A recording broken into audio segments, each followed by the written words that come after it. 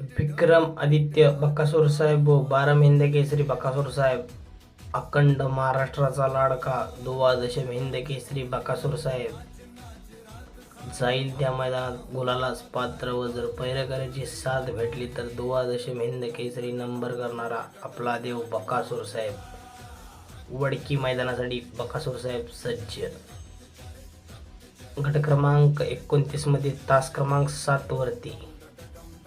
गट क्रमांक 34 मध्ये तास क्रमांक 10 वरती, गट क्रमांक 40 मध्ये तास क्रमांक 5 वरती, गट क्रमांक 57 मध्ये तास क्रमांक 9 वरती, गट क्रमांक 69 तास क्रमांक 10 वरती